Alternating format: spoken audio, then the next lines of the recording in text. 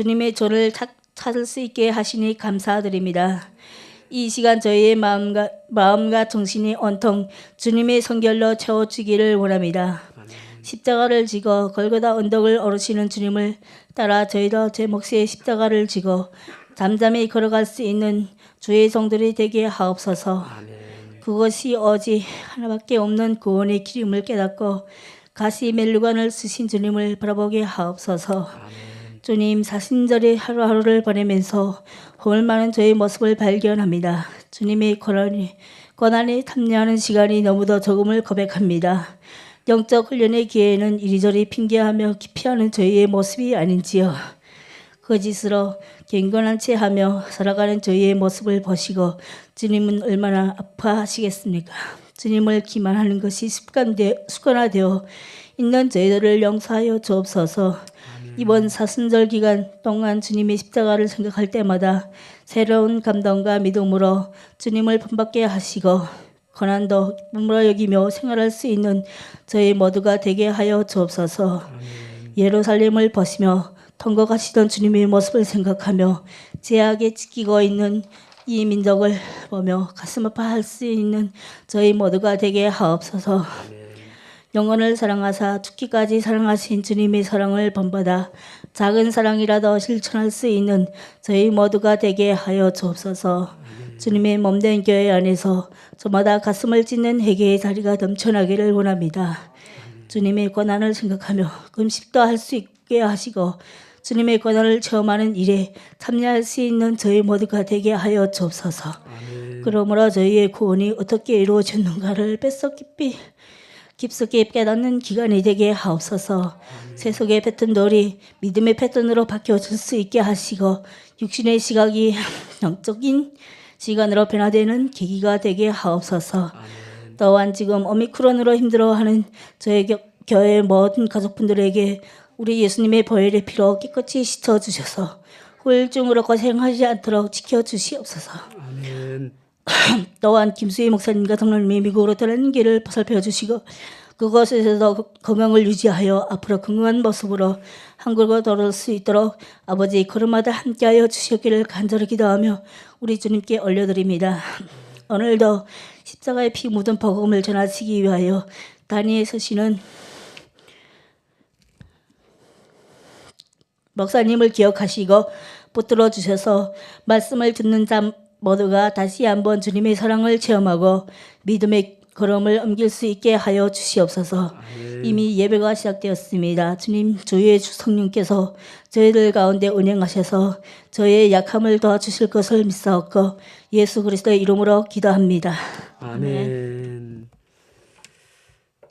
네, 오늘 바로 말씀 봉독하고 목사님 나오셔서 말씀 전해주시도록 하겠습니다. 오늘 말씀은 출애굽기 33장 1절에서 6절 말씀입니다. 제가 봉독해드리도록 하겠습니다. 출애굽기 33장 1절에서 6절 말씀입니다. 여호와께서 모세에게 이르시되 너는 내가 애굽 땅에서 인도하여 낸 백성과 함께 여기를 떠나서 내가 아브라함과 이삭과 야곱에게 맹세하여 내 자손에게 주기로 한 그 땅으로 올라가라. 내가 사자를 너보다 앞서 보내어 가나안 사람과 아모리 사람과 헷 사람과 브리스 사람과 히위 사람과 여부스 사람을 쫓아내고 너희를 젖과 꿀이 흐르는 땅에 이르게 하려니와 나는 너희와 함께 올라가지 아니하리니 너희는 목이 곧은 백성인즉 내가 길에서 너희를 진멸할까 염려함이니라 하시니 백성이 이 준엄한 말씀을 듣고 슬퍼하여 한 사람도 자기의 몸을 단장하지 아니하니 여호와께서 모세에게 이르시기를 이스라엘 자손에게 이르라. 너희는 목이 곧은 백성인즉 내가 한 순간이라도 너희 가운데에 이르면 너희를 진멸하리니 너희는 장신구를 떼어내라. 그리하면 내가 너희에게 어떻게 할 것인지 정하겠노라 하였음이라. 이스라엘 자손이 호렙산에서부터 그들의 장신구를 떼어내니라. 아멘. 오늘 이 본문으로 하나님 없는 성공을 포기하다라는 제목으로 목사님 말씀을 전해주실 때 큰 은혜 있으시기를 바랍니다.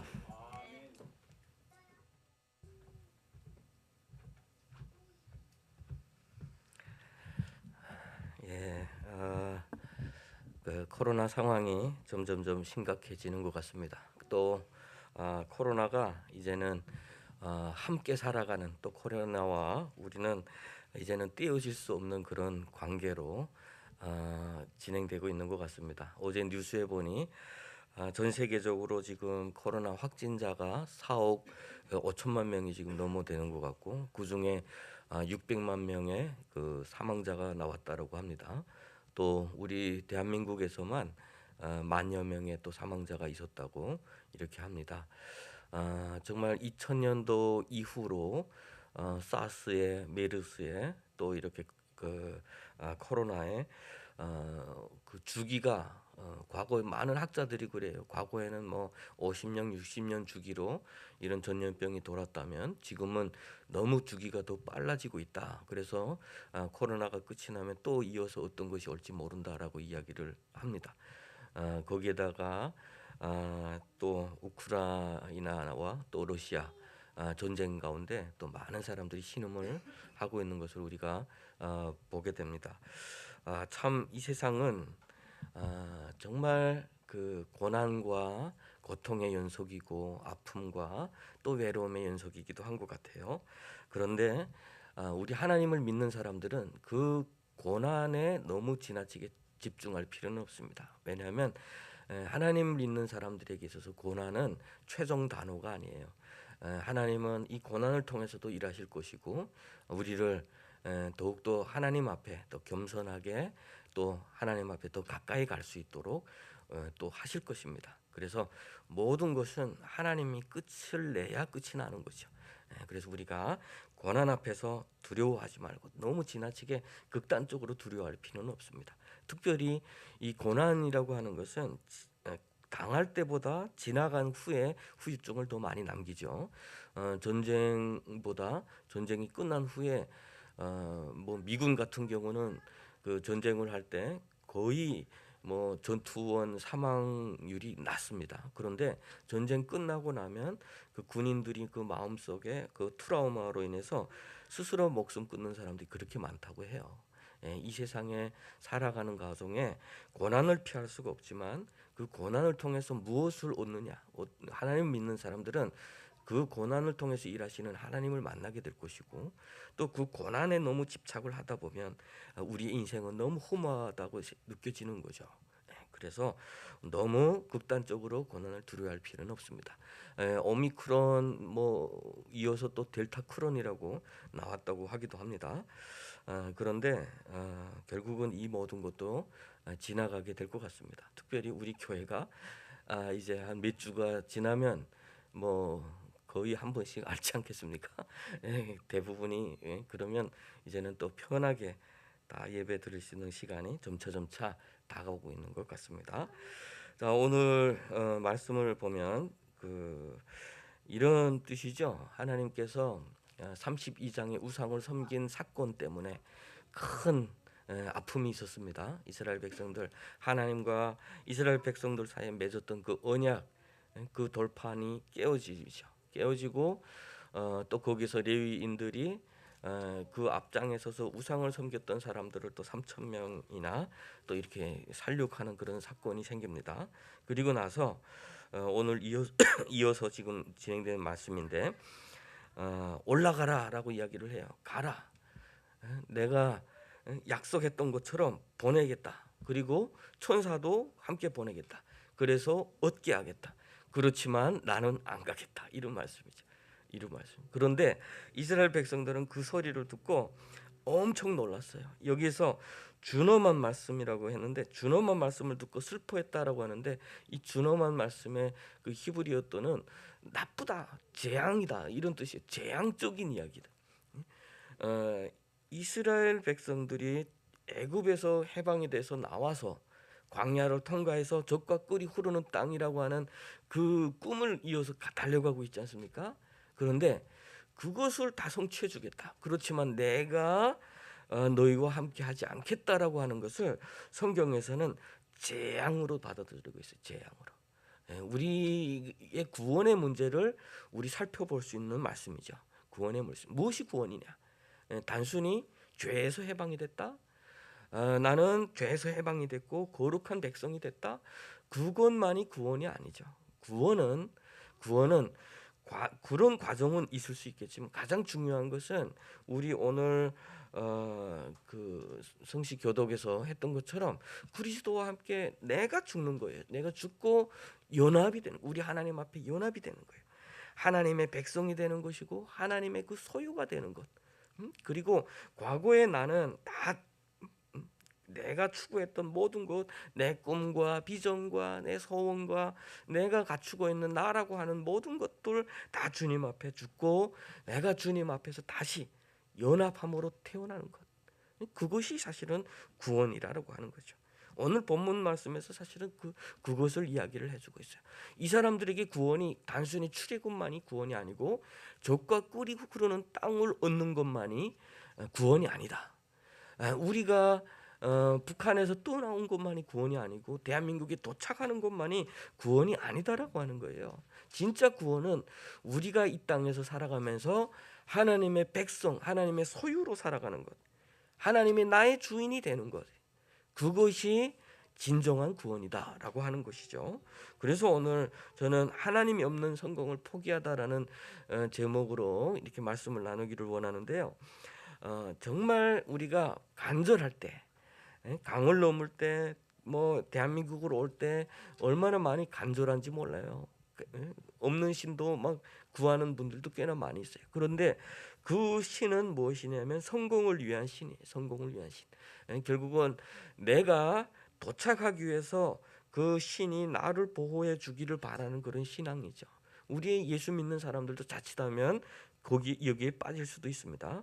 이러한 신앙이 단순히 어떤 목적을 위한 것, 천국 가기 위해서 교회 나온다, 이건 틀린 말이겠죠. 천국 가기 위해서 교회 나온다, 교회 나오면 평안하다, 교회 나오면 일이 잘 된다, 교회 나오면 마음이 편안하다, 뭐 이런 것들은 가장 핵심은 아니다라고 하는 거죠. 핵심은 뭐겠습니까? 우리가 정말 그리스도 안에서, 하나님 안에서 나의 옛 모습을 죽고 하나님 앞에서 연합이 되는, 하나님의 백성이 되고 그의 소유가 되는 것. 여기 출애굽기 19장에서 보면 그렇게 이야기를 하죠. 내가 너희를 거기서 불러낸 여호와 하나님이다. 무엇이 되게 하려고? 보배로운 백성이 되게 하려고 너를 불러냈다. 제사장 나라가 되라. 결국은 하나님께서 우리를 선택해 주신 것은 하나님의 소유가 되기, 하나님의 백성이 되게 하시는, 제사장 나라가 되게 하시려는 하나님의 뜻에 있는 것이지 우리가 어떤 모습에서 어떤 모습으로 바뀌기 위한 것은 아니다라고 하는 것이죠.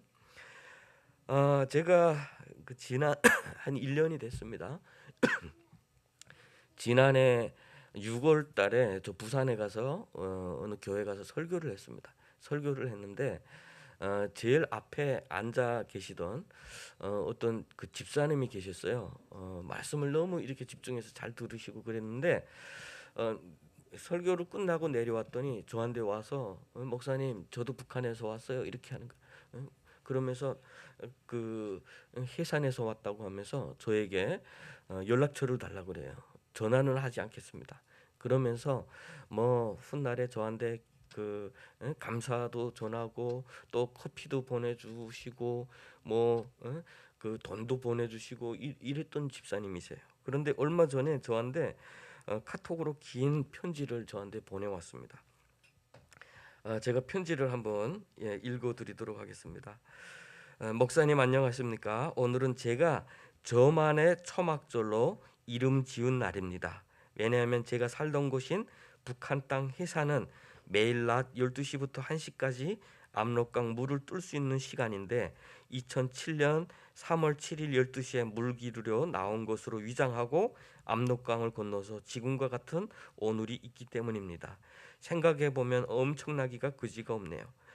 이날 이 시간에 담을 내지 못했다면 한국이란 세상은 구경도 못했을 것을, 또 하나님이 살아계셔서 나의 기도를 들어주시는 줄을 몰랐을 것을, 단 하루만이라도 근심 없이 살 수 있다는 것은 상상도 못했을 것을, 하나님의 도우심이 있어서 그날 담을 내게 했고 성공했고 하나님을 만났고 근심을 하나님 앞에 맡기고 편히 살 수 있게 되어 사람으로 태어난 것이 행복함인 줄 알게 된 것입니다.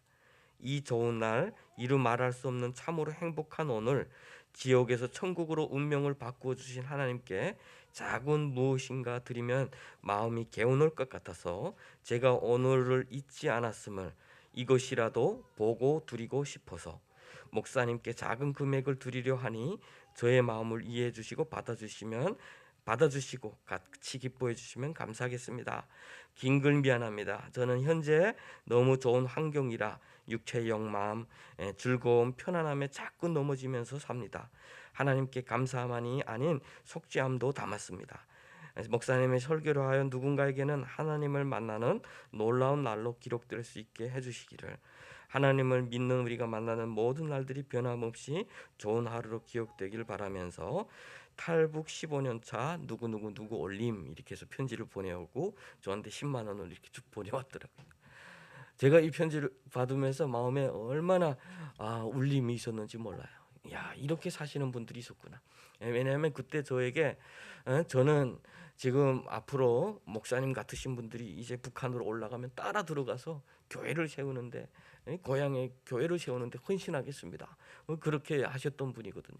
그런데 정말 내가 어떤 목적을 이루고 나면 하나님을 떠나게 되고, 오늘 뭐 그 집사님도 이야기했듯이 편안함과 쾌락함과 여러 가지 유혹들이 얼마 많겠습니까? 그럼에도 불구하고 자기만의 초막절을 구별해서 하나님 앞에 드리면서 기도하는 모습이 얼마나 아름다웠는지 모릅니다.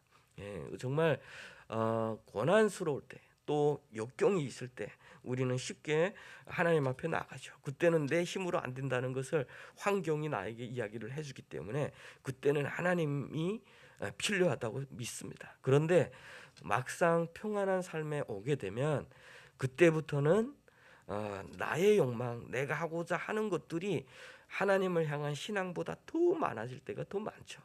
더 많아질 때가. 오늘 본문에서 중요한 말씀이 있어요.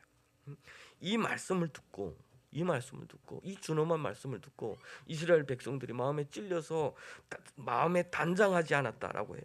그러면서 우리 하나님이 여기에서 너희의 그 장신구를 떼어내라라는 이야기를 하고 있어요. 장신구.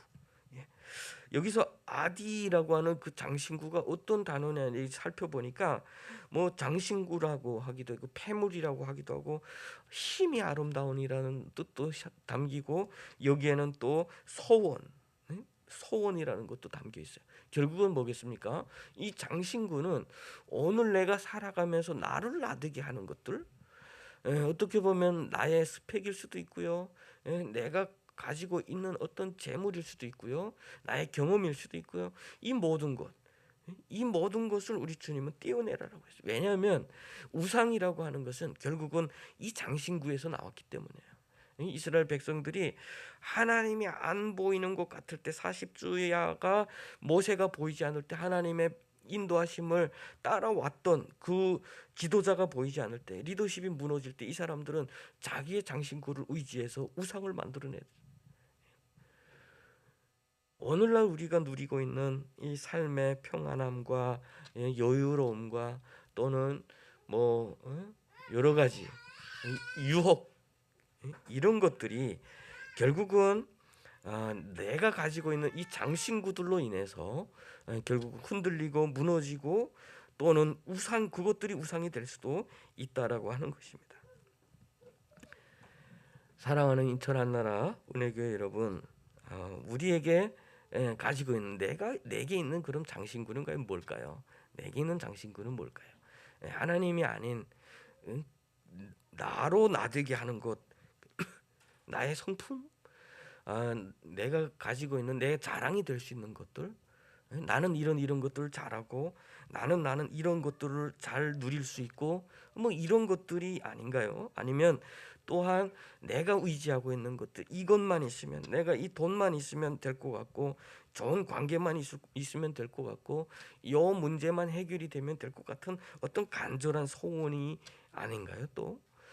또 이스라엘 백성들에게 있어서 애굽 땅에서 나왔으니 이제는 저 땅, 젖과 꿀이 흐르는 그 땅만이 우리의 또 장신구가 될 수도 있어요. 그런 비전, 그런 꿈, 그런데 성경은 오늘 이스라엘 백성들은 여기서 그것을 재앙이라고 생각했어요.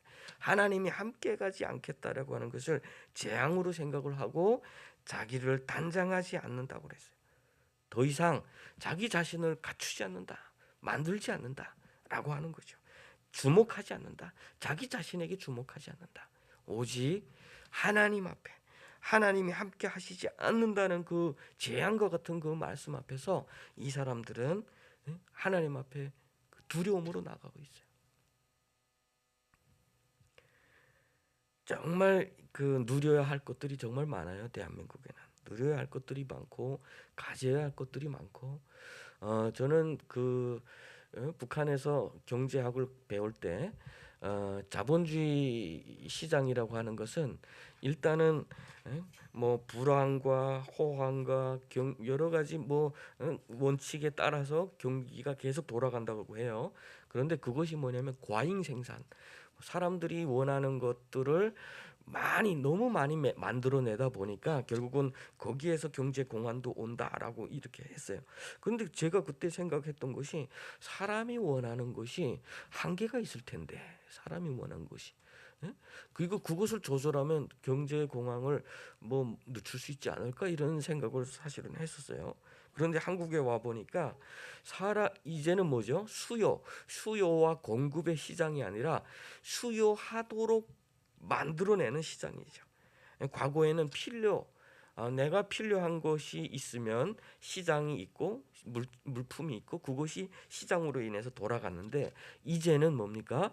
당신은 이것이 필요할 거야 라고 해서 나도 생각하지 못한 물품을 만들어내서 깜짝 놀라는 거예요. 이걸 가져봐. 이걸 가지면 당신은 행복할 거야. 그러다 보니까 사람은 끊없는 욕망을 자극하고 끊없는 어떤 소유욕 가운데 살아가게 하는 거예요. 더 이상 만족함이라는 게 없고, 21세기 이렇게 경제가 발전하고 이렇게 그 철학이 발전하고 이렇게 윤리적인 모든 문제가 성숙되어 있는 21세기에 저 우크라이나에서 전쟁을 하는 거 보십시오. 양국의 그 젊은 군인들이 나서서 무엇 때문에 저렇게 비참하게 죽어가야 되겠습니까? 결국은 하나님이 없는 인간은 결국은 재앙을 만들어낼 수밖에 없구나라고 하는 거예요. 결국은 그들이 문제는 해결될지언정 가난의 문제는 해결할 수 있지만 그 가난의 문제가 해결이 됐다고 하면 그것은 결국은 또 다른 것을 착취하고 약탈하게 해서 해결하는 문제. 하나님이 없는 이 세계는 결국은 안전할 수도 없고 다른 사람은 또 눈물을 흘려야 할 수밖에 없는 그런 구조를 가지고 있다라고 하는 겁니다. 우리가 하나님의 백성으로 살아간다면 우리는 충분히 하나님 앞에 감사해야 됩니다. 왜냐하면 우리는 인류가 걸어왔던 수많은 문제들을 우리가 보면서 이스라엘 백성들이 겪어왔던 그 많은 문제들을 보면서 우리는 오늘날 주시는 이 하나님의 말씀을 보면서 그래, 하나님이 나의 목적이어야 하는 거다. 하나님이 나의 목적.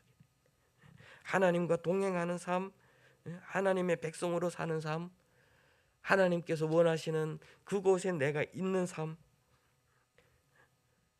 비록 이 세상에서 수많은 유혹과 수많은 또 가치관의 흐름과 여러 가지 유행과 그것에는 내가 미치지를 못하지만 그럼에도 불구하고 하나님께서 기뻐하시는 모습으로 나는 살아갈 수 있다라고 생각을 한다면, 그렇게 살아갈 수 있다면 우리는 하나님 앞에 감사해야 된다라고 하는 거예요. 우리의 장신구를 떼어내다. 우리의 장신구를 떼어내는 것. 우리가 나를 행복하게 하는 그런 것들, 나로 나되게 하는 그런 것들, 나에게 정체성이 뭐냐라고 하는 그런 것들까지도 주님 앞에 내려놓고 주님께서 원하시는 주님과 동행할 수 있다면, 주님의 백성으로 살아간다면 주님께서 그 선하신 그 인도하심 가운데서 내가 하나님의 자녀로 살아가게 할 수 있다면, 하나님 나가 십자가를 지고 따르겠습니다 라는 그런 고백이 오늘 우리 모두의 고백이 될 수 있기를 바랍니다. 이제 뭐 얼마 남지 않은 것 같습니다. 얼마 남지 않은 것 같아요. 코로나가 다시 시작이 된다고 해도 결국은 그것은 뭐 한 번씩 다 앓고 지나간 사람들에게는 그렇게 큰 뭐 과거처럼 그렇게 그 공포스러운 것은 아닐 것 같아요. 이제는 일반 독감처럼 우리가 함께 살아가고 또 그렇게 되면 우리가 이 시대에 해야 될 것들이 과연 무엇이냐라고 하는 것. 우리가 지금까지 놓쳐왔던 것들이 과연 무엇이냐. 저는 요즘에 코로나가 이렇게 많이 확산되는 가운데 그래도 과거처럼 교회가 마치 코로나의 뭐 발원지와 같은 그런 것이 이제는 더 이상 없다라고 하는 것이 저는 오히려 감사하고 있어요. 오히려 결국은 3차까지 다 맞아도 한 번은 앓고야 지나갈 수밖에 없는 그런 상황인 것 같습니다.